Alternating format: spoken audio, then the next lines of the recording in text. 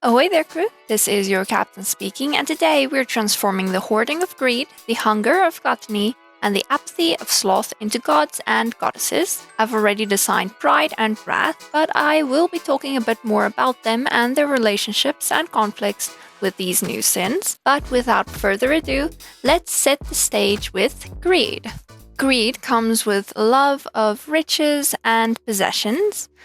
Person can be greedy for fame, power, and attention, though. It is often related to the dopamine rush you get when obtaining something new or something that you perceive as valuable. Greed, however, is when you chase that feeling to the point of obsession. This sin is strongly associated with deceit, so I don't imagine he'd be well liked among the other sins. It does give me a good opportunity to associate him with a fox, though. So far, I've been matching each of the sins with an animal. This animal will act as a messenger to their followers. Usually, I try to add a reference to the animal, but I want him to be a little disconnected. His followers still need a name to worship him by, though. I decided to name him David, but we'll call him Davy for short. David means beloved, which he was at one point. In life, he was a well-liked pirate captain. He was cheerful and good company, or so it seemed. For years, he compensated his crew with a much smaller percentage than promised, hoarding the treasure and riches for himself. Of course, they were not happy, so they decided to put an end to him. He was attacked, they threw him overboard, and the sea swallowed him whole. The anger he felt in his final moments morphed him into a vengeful ocean spirit that was to be known as the sailor's devil. Every sailor's soul that fell before him was sunk to a limbo at the bottom of the sea. He searched for his crew far longer than he even would have been able to find them, since he could not discern his motivations or the passage of time anymore. But one night the moon caught a glimpse of his chaos and soothed his mind. It promised him a fresh start and a renewed sense of being. He didn't hesitate for even a second and took this opportunity. With his ascension to godhood, he became the god of ambition and greed. His followers are often merchants and nobility. Gaining Davy's favor essentially sets you up for wealth and success. Some of his favorite ones have caused friction with the other sins. The most notable one was a merchant who dealt in non-human goods such as werewolf claws, mermaid scales, and harpy feathers. His goods, of course, were not gained in a very peaceful or moral way. He ravaged these communities, and his business empire took the lives of countless non-humans. Brunhild, the goddess of wrath, heard the prayer of one of these non-humans. She answered it with a blessing of destruction. Davy's favorite one lost his empire. It angered him, and he confronted Brunhild. Their fight was just getting started when Kimi, the goddess of pride, stepped in. She serves as the leader and thus peacemaker of the group. Brunhild was punished for her meddling, as the gods have one rule: do not meddle in another god's affairs. This was especially true when it comes to their favored ones.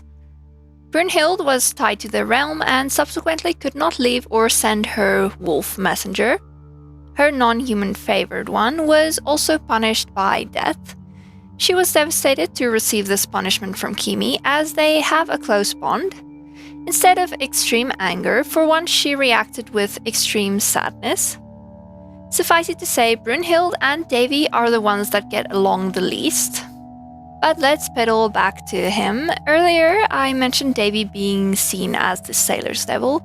Davy Jones is often given this title. This, of course, is in reference to Davy Jones's locker. The term is usually used to refer to when a sailor is lost to the sea, either by drowning or through a shipwreck. I figured it would be perfect for him since he's a pirate who died at sea and because of the countless deaths he's caused.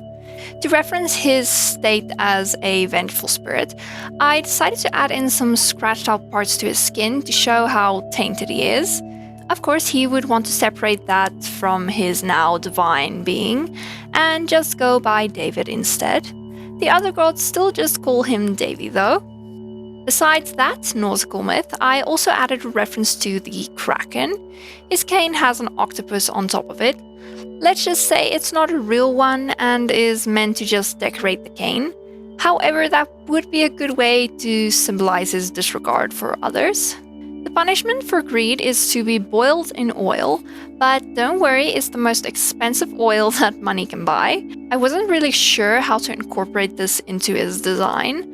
The only idea that came to mind was to make his skin that golden brown color you get when deep frying something. It's simple, but that's all I could come up with. Davey ended up not looking as sleazy as I would have liked, but I do think he looks good. Luckily, the next character's personality will be a breath of fresh air compared to him, and that character is the one for gluttony.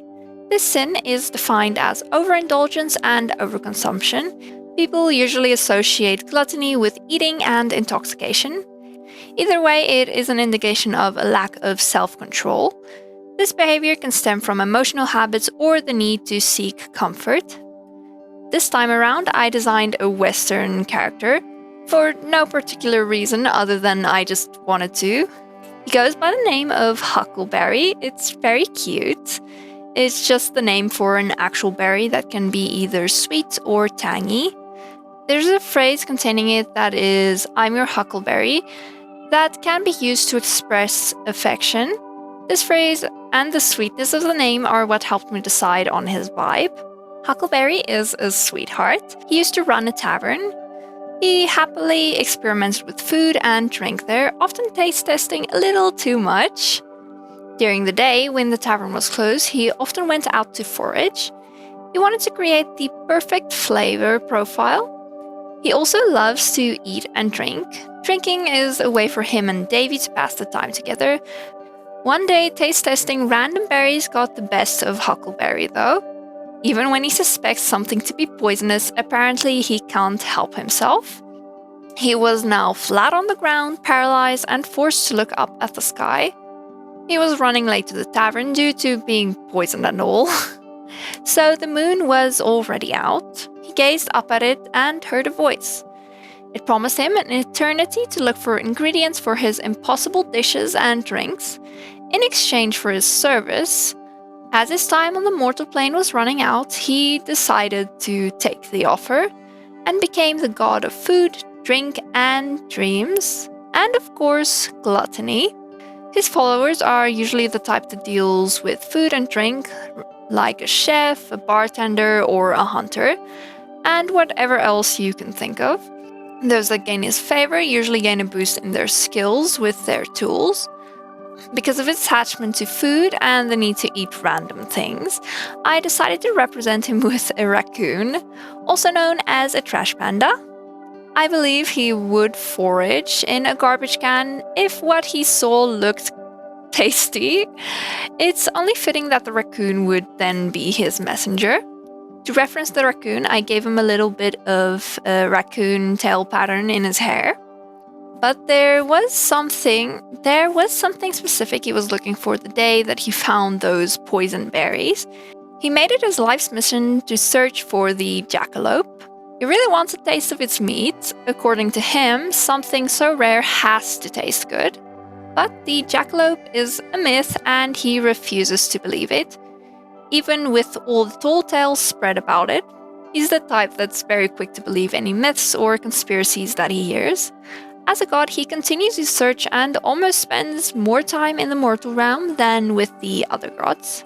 Besides Davy, Huckleberry spends a lot of time with Kimi and Brunhild. He enjoys Brunhild's youthful energy, while Kimi mostly spends time with him out of curiosity. She believes him to be a fool, but her eyes sparkle when she looks at him.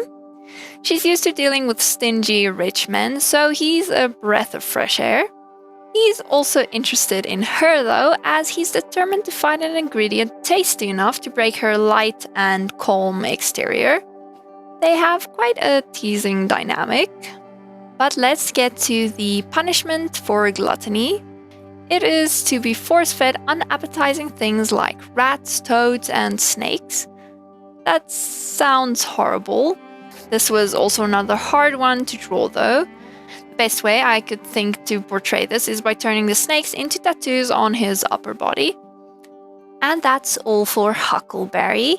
He definitely ended up very cute. It was hard for me to work on him though, especially since I wanted to draw him with a more square body shape. It's very out of my comfort zone. Speaking of comfort zones, next up we have Sloth. This sin is defined by a lack of effort.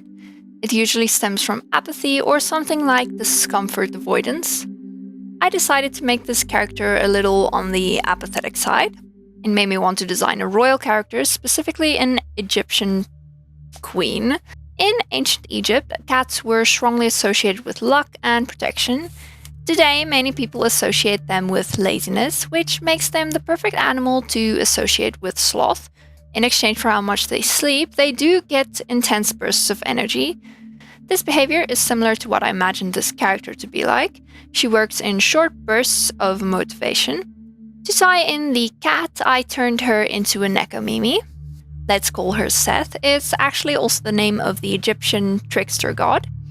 He's been known by many titles: God of the Sky, Lord of the Desert, Master of Storms, Disorder, and Warfare. That's not important for our story though. In Egyptian mythology, Seth killed Osiris by tricking him to go into a chest and then throwing it in the ocean. So our girl is going to commit a little murder too.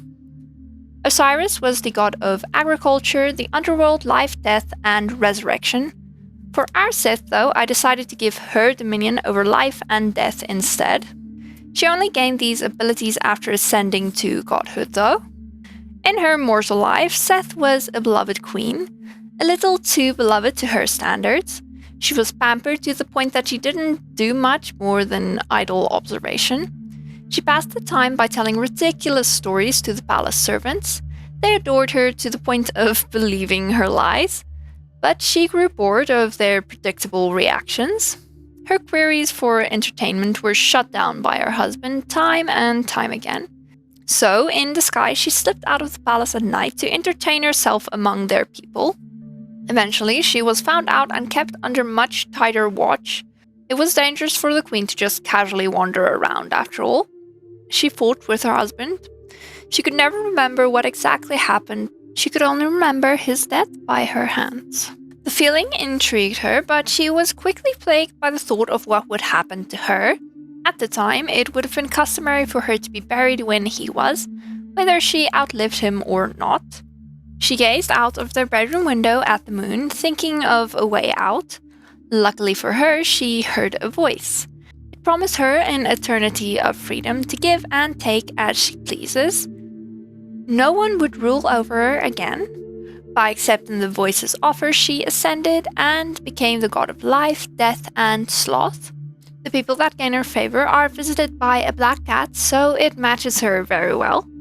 She doesn't grant blessings very often, but she does like to toy with the mortals. Just like Huckleberry, she spends a lot of time in the mortal realm. Her followers are usually people wishing longer or shorter lives for either themselves or others. She is also popular among farmers as they wish for her to grant a prosperous life to their crops. Among the gods, she is quite loved.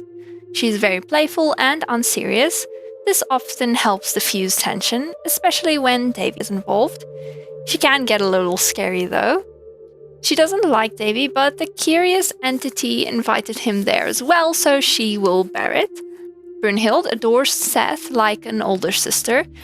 When Kimi has upset her, she runs off to Seth. She indulges herself in taking care of Brunhild. She was always the one being pampered, but for once she can do the pampering. The punishment for Sloth is to be thrown into a pit of snakes so that they have to keep moving around to get the snakes off of them. Thinking of a way to illustrate this was very easy compared to the others in this part. I dressed Seth up with a bunch of snake-themed accessories. But that's all for Seth. She definitely came out gorgeous. I might have gone a bit overboard with her dress's texture though. Let's just take one final look at the characters I designed this time.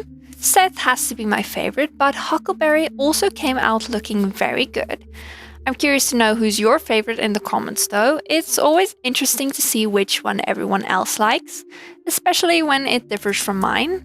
If you liked seeing these deadly sins brought to life, be sure to like and subscribe so that you don't miss the next part. I'll be finishing the series off with lust and envy. In the meantime, you can check out the first part though. But that is all for today, crew. I'll see you again for our next voyage. Bye bye!